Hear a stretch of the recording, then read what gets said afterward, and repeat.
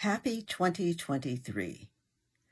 I'm Sheilaa Hite, world-class astrologer, tarot master, spellcaster, medium, and all-around magical being. And I'm here today on the first day of the new year to talk to you about the astrology for the first week of 2023. So we start with tomorrow, Monday, January 2nd, the planet Venus entering into the sign of Aquarius. So Venus is the planet of women.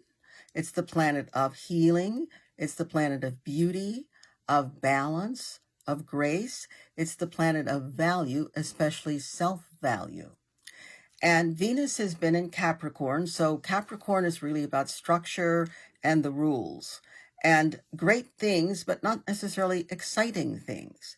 Well, Venus moves into Aquarius. Venus is about no structure, no rules, plenty of excitement, and a lot of quirkiness. So this is a great time to be with friends because Aquarius rules friends. Venus rules relationships and love. This is a great time to discover new friends. And maybe your new friend is only your new friend for an hour or a day, but what an hour, what a day. So on Monday, for the most of January, we're going to have Venus will be in Aquarius. And this is a great time for letting your quirk out. Be quirky, not offensive, but be that little silly self that you know is in there. Have fun is what I'm trying to say. Lighten up. We've gone through some interesting times. We're still going through them, but give yourself a break. On Thursday, January 5th, we have more Aquarius energy because the sun in Capricorn, is going to be trine, that is creating a harmonious, beneficial aspect to the planet Uranus. Uranus is the planet that rules the sign Aquarius. So we have more Aquarian, more quirky, more brilliant insight energy because that's also Aquarius and Uranus.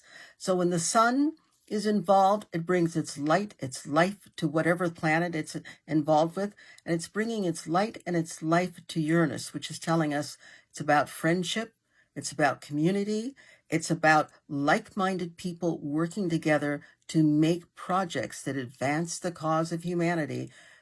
That's what it's about. It's about making that happen. You can start with yourself, you can carry it out to other people, and this is where you find people maybe that you didn't realize had the same opinion or the same stance as you.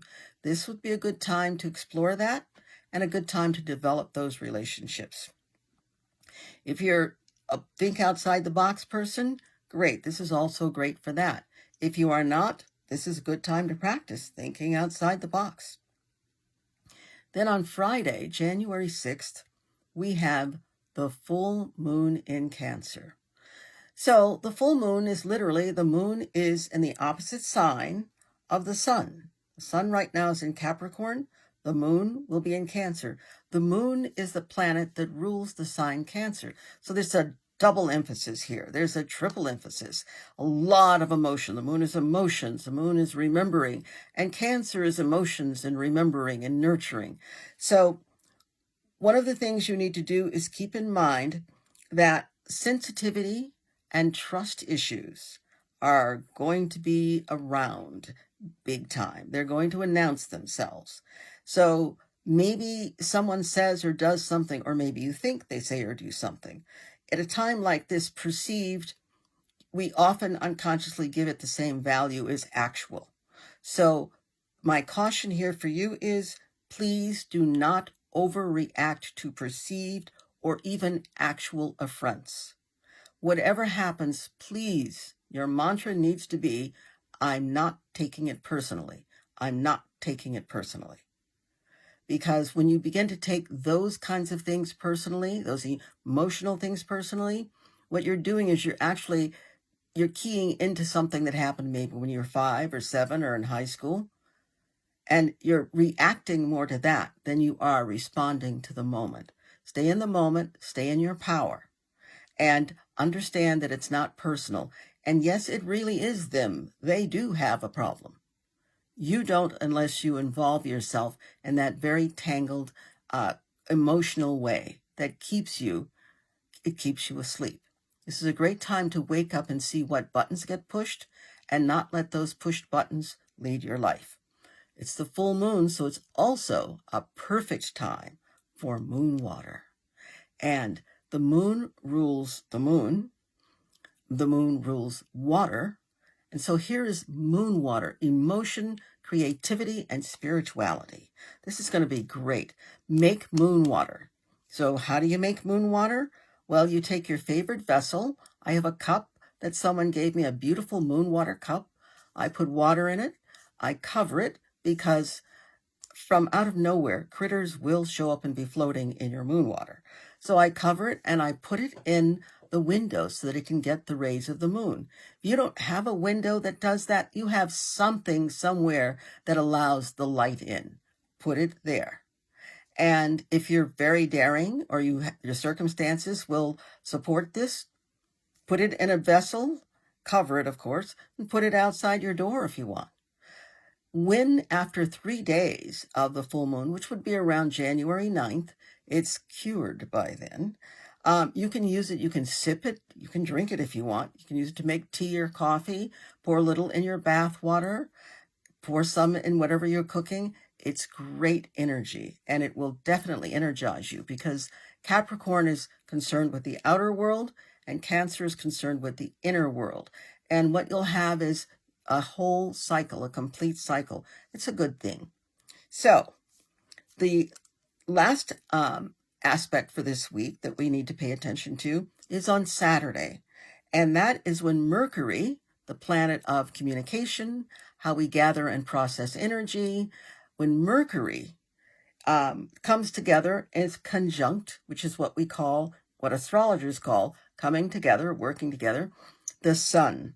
So when Mercury and the sun get together, the life force of the sun supports and uplifts your thoughts, your plans, your research, your ideas.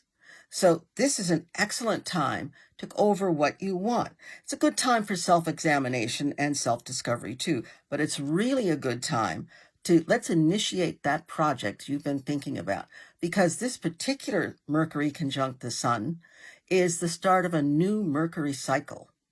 And so you've got a good 3 or 4 months where what you begin working on, what you begin planning, what you begin making possible can get all of the rays and energies of the entire universe working with it, because it's a new cycle. And the messages you receive and the information that you discover will all go towards making your project a success.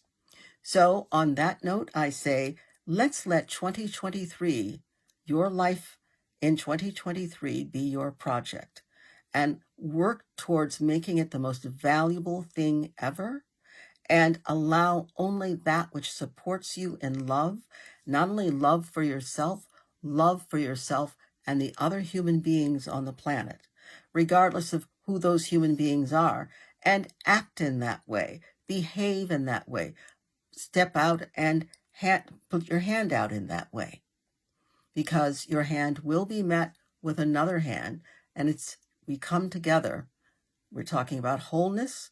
We're talking about a kind of sensitivity, contentment, and happiness that really is our birthright. And only if we step up for it will we get it. So with everything happening in Aquarius and so many things happening with Uranus and the sun and Mercury, how you think, how your heart is, how you respond with your heart, the sun rules the heart, and your willingness to include everyone and step outside the box. That's the key to the joy of 2023. Bye.